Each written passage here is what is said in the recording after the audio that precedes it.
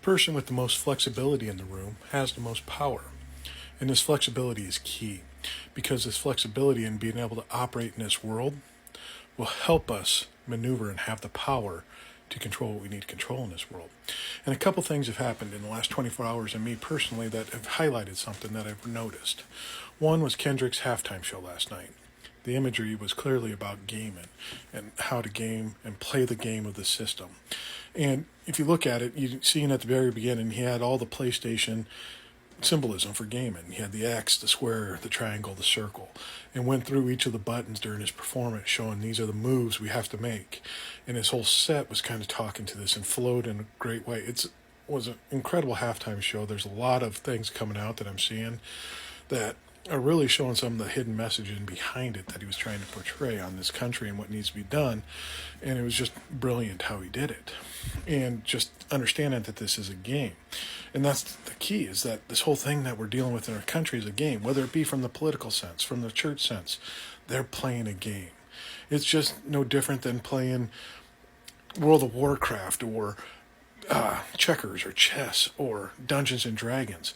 It's a very sophisticated game we're playing, and we got to know what rules we're playing with. And to the rules is something else that's happened to me here recently. At work, we have been told that we have to upgrade our CDL license from a Class B to a Class A.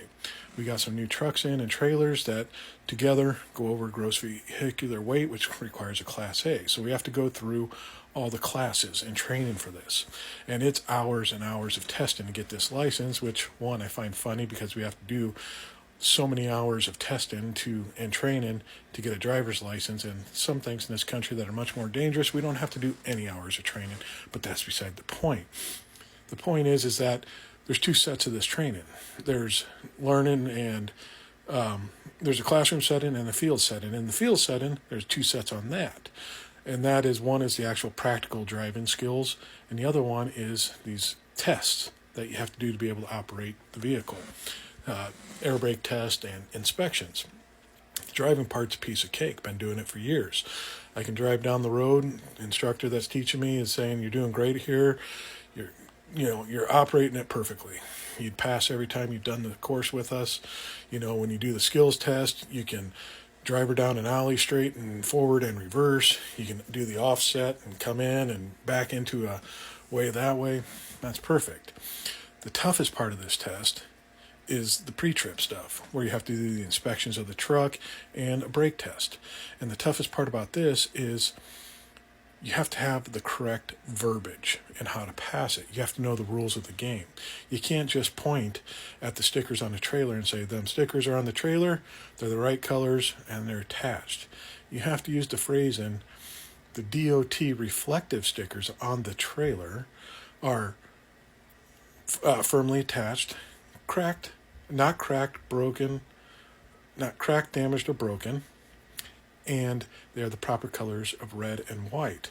They're not peeling and not scratched or scuffed. You have to say that on every sticker around the truck. And if you don't, you miss a point, and you only get so many points you can miss. And it's the instructor that's teaching us is saying you have to know these verbiages. It's exact in how you have to do this. And there's one test on here on the air brake test. You have to know how to do it step by step and what words to use, how to describe it, how to operate the test exactly, or it's an automatic fail. It's the rules of the game. It doesn't mean that I know when I'm going through the engine inspection what the drive shaft does, what the pitman arm does on the steering component and all this. It just means I have to know that this is the steering shaft and that it's firmly attached. It's not cracked, damaged, or broken, and not bent. I don't need to know how it operates or what it does. That will help in my job and my profession, but I don't need to know it. It's the rules of the game. I don't have to know the operation. I just know the script and what to say, and then I get to pass. And that's the rules of the games where we have to be flexible with, because too much of what we're doing now is we're not being flexible within the rules that are being operated in, because the people up on top, church leaders, government leaders, are not operating under the rules that have been set before us, the rules that we want to go through legally in this country, set out by our Constitution. They're operating outside of them parameters. We have to be flexible to allow ourselves to operate in the same rules that they are. So when they come out and say stuff, it's not saying necessarily break the law or anything like that, but it's saying be creative. in how we deal with them. Understand how we can move around and be flexible to attack these people and make them hurt. They're going to put tariffs on something. We unite in one voice, in unison, and say, fine, you're going to put a tariff on this wood coming in from Canada? We won't build and buy wood from America either. Yes, it's going to hurt American businesses. It's going to be tough for us to do anything around here without them supplies. But it puts the point across to them that we're unified and come through. And that is the key to the game. I'm not the idea guy. You can ask Candy. I don't have great ideas all the time. And that's what I look forward to everyone else coming out and figure out ideas on how we can change and operate in a different rule system like they do to hurt and affect them. Because all they're doing in the way they're operating and playing the game and the way that they win is by division, separating us, getting us fighting against each other, other small factions here and there, having us distracted and busy doing this, then they can operate however they want on top and benefit themselves. How we win the game is coming together in a unified voice, loudly, clearly, and coherently, and saying, no. If Kellogg's wants to get very musky and say Pop-Tarts are supported by Tesla, we say not to just only fuck Pop-Tarts, fuck Kellogg's. We buy nothing from you. And if we come together in unison and say that to them, that affects Kellogg. And then that affects Elon. If we can make these people that are in charge toxic, make them have to be blackballed in their own communities and operating circles and not liked by anyone there, we affect them and their pocketbooks.